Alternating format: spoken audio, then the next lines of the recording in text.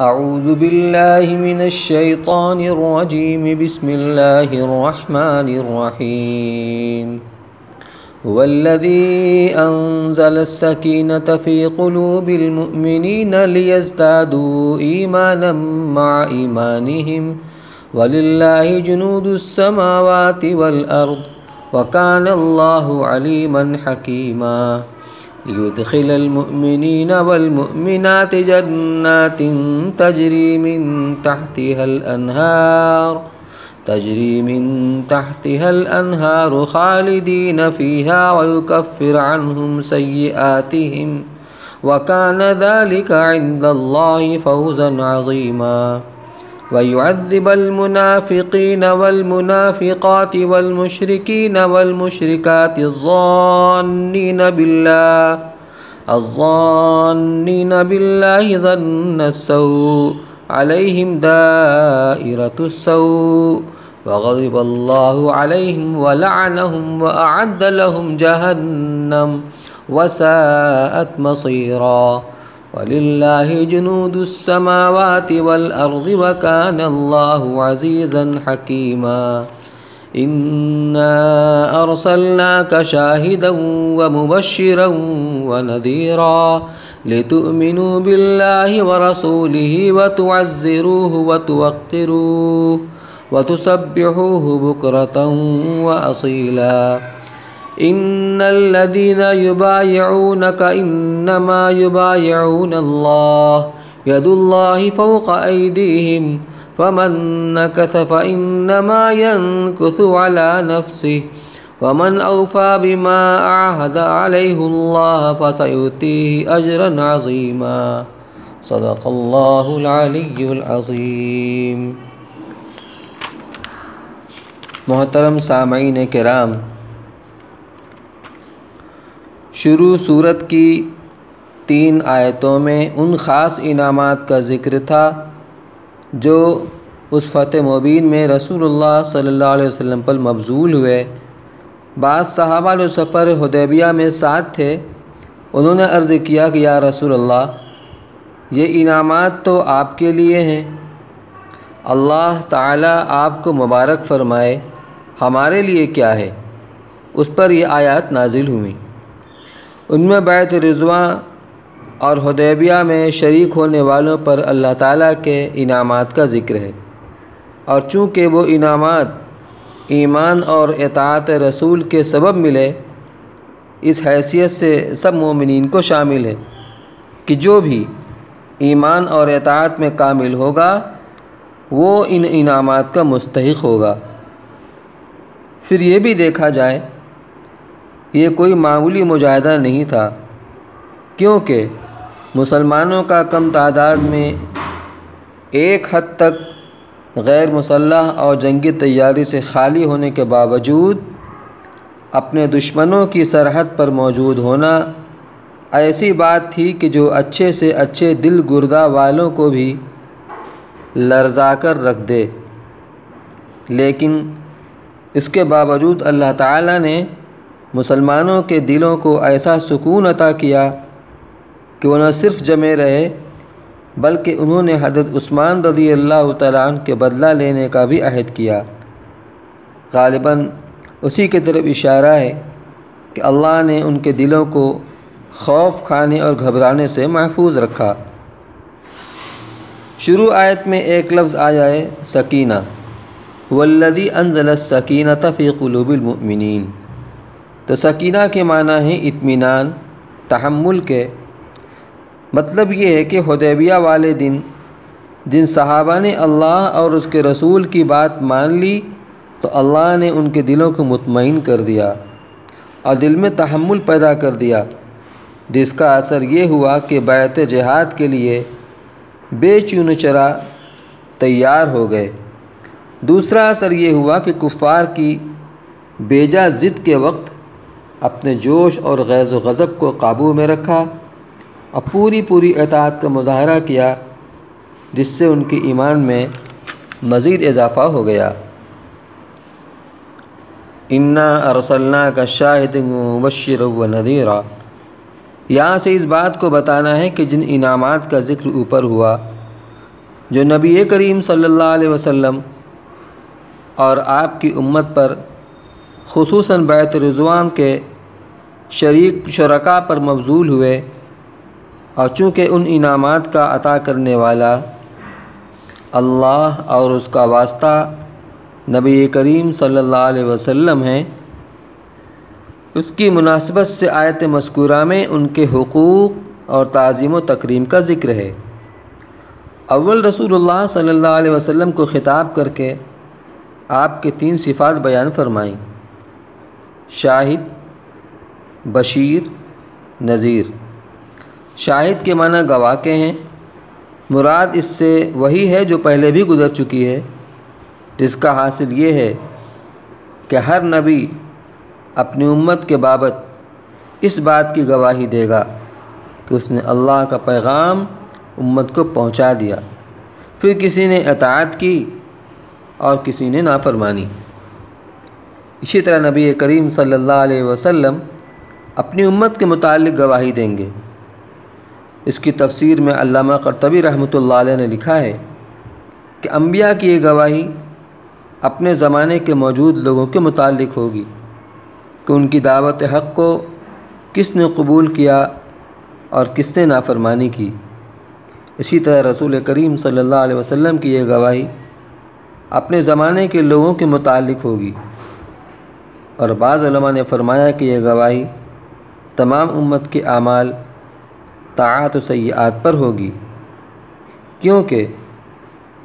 بعض روایات کے مطابق امت کے اعمال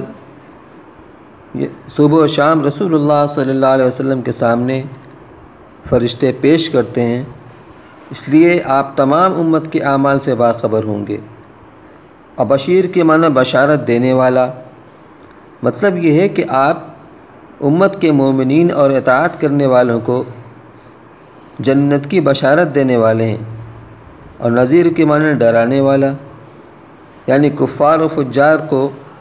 عذاب سے ڈرانے والے ہیں۔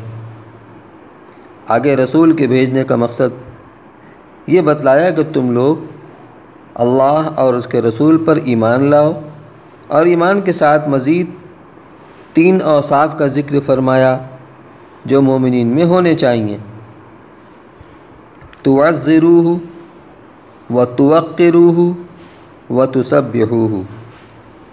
تعزروہ تعزیر سے مشتق ہے، جس کے معنی مدد کرنے کے ہیں، اور توقروہ توقیر سے مشتق ہے، جس کے معنی تعظیم کے ہیں،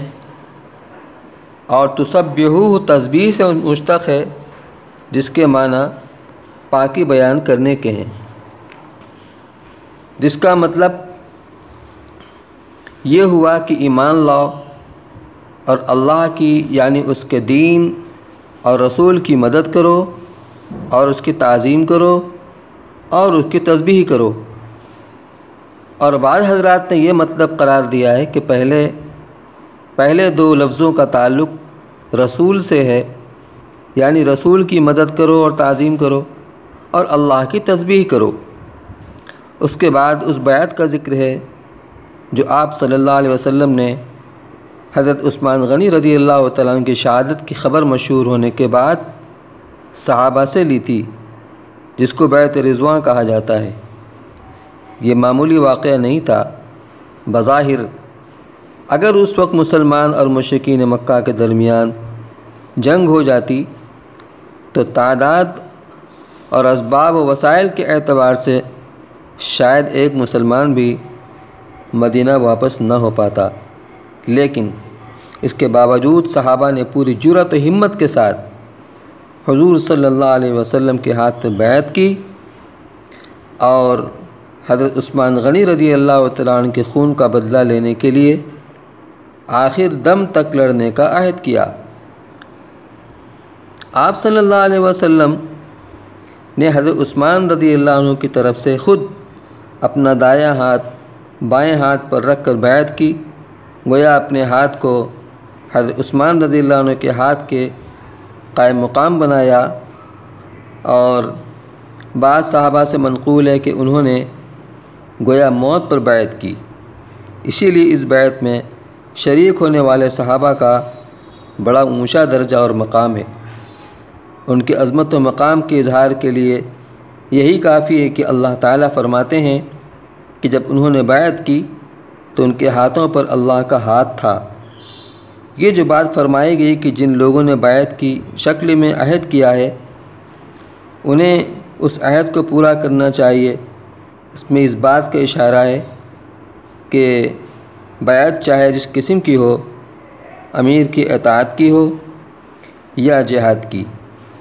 عمل صالح پر قائم رہنے کی ہو یا گناہوں سے توبہ کرنے کی، بیعت کرنے والے کو چاہیے کہ وہ اپنے کیے ہوئے عہد کو پورا کرے۔ یہاں تک تفسیر کا خلاصہ آپ کے سامنے بیان کیا گیا۔ اب ترجمہ سماعت فرمائیں۔ والذی انزل السکینۃ فی قلوب المؤمنین لیزدادوا ایمانا مع ایمانہم وللہ جنود السماوات والارض وکان اللہ علیما حکیما، کہ وہ خدا ایسا ہے جس نے مسلمانوں کے دلوں میں تحمل پیدا کیا تاکہ ان کے پہلے ایمان کے ساتھ ان کا ایمان اور زیادہ ہو جائے، اور آسمان و زمین کے سب لشکر اللہ ہی کے ہیں، اور اللہ تعالیٰ بڑا جاننے والا حکمت والا ہے۔ لیدخل المؤمنین والمؤمنات جنات تجری من تحتها الانہار خالدین فیہا ویکفر عنہم سیئاتہم وکان ذلک عند اللہ فوزا عظیما، تاکہ اللہ تعالی مسلمان مردوں اور مسلمان عورتوں کو ایسی بہشتوں میں داخل کرے جن کے نیچے نہریں جاری ہوں گی، جن میں ہمیشہ ہمیشہ رہیں گے، اور تاکہ ان کے گناہ دور کر دے، اور یہ اللہ کے نزدیک بڑی کامیابی ہے۔ وَيُعَذِّبَ الْمُنَافِقِينَ وَالْمُنَافِقَاتِ وَالْمُشْرِكِينَ وَالْمُشْرِكَاتِ الظَّانِّينَ بِاللَّهِ ظَنَّ السَّوْءِ عَلَيْهِمْ دَائِرَةُ السَّوْءِ وَغَضِبَ اللَّهُ عَلَيْهِمْ وَلَعَنَهُمْ وَأَعَدَّ لَهُمْ جَهَنَّمَ وَسَاءَتْ مَصِيرًا، اور تاکہ اللہ تعالیٰ منافق مردوں اور منافق عورتوں کو عذاب دے جو کہ اللہ کے ساتھ برے برے گمان رکھتے ہیں، ان پر برا وقت پڑنے والا ہے، اور اللہ تعالیٰ ان پر غضبناک ہوگا اور ان کو رحمت سے دور کر دے گا، اور ان کے لیے اس نے دوزخ تیار کر رکھی ہے اور وہ بہت ہی برا ٹھکانہ ہے۔ وَلِلَّهِ جُنُودُ السَّمَاوَاتِ وَالْأَرْضِ وَكَانَ اللَّهُ عَزِيزًا حَكِيمًا، اور آسمان اور زمین کا سب لشکر اللہ ہی کا ہے، اور اللہ زبردست حکمت والا ہے۔ اِنَّا أَرْسَلْنَاكَ شَاهِدًا وَمُبَشِّرًا وَنَذِيرًا، اے محمد صلی اللہ علیہ وسلم، ہم نے آپ کو گواہی دینے والا اور بشارت دینے والا اور ڈرانے والا کر کے بھیجا ہے۔ لِتُؤْمِنُوا بِاللَّهِ وَرَسُولِهِ وَتُعَزِّرُوهُ وَتُوَقِّرُوهُ وَتُسَبِّحُوهُ بُكْرَةً وَأَصِيلًا، تاکہ تم لوگ اللہ پر اور اس کے رسول پر ایمان لاؤ اور اس کے دین کی مدد کرو اور اس کی تعظیم کرو، اور صبح و شام اس کی تسبیح میں لگے رہو۔ ان الذین یبایعونک انما یبایعون اللہ ید اللہ فوق ایدیہم، جو لوگ آپ سے بیعت کر رہے ہیں تو وہ اللہ تعالیٰ سے بیعت کر رہے ہیں، خدا کا ہاتھ ان کے ہاتھوں پر ہے۔ فمن نکث فإنما ينكث على نفسه ومن أوفى بما عاهد عليه الله فسيؤتيه أجرا عظيما، پھر جو شخص عہد توڑے گا تو اس کے عہد توڑنے کا وبال اسی پر پڑے گا، اور جو شخص اس بات کو پورا کرے گا جس پر خدا سے عہد کیا ہے تو ان قریب خدا اس کو بڑا اجر دے گا۔ فقط یہاں تک تفسیر اس کا خلاصہ ترجمہ مکمل ہوا، اور صرف عطا کے ایک رکوع مکمل ہو گیا آیت نمبر 10 تک۔ السلام علیکم۔ سبحان اللہ بحمدہ، سبحانک اللہم وبحمدک، نشہد ان لا الہ الا انت، استغفرک و اتوب الیک۔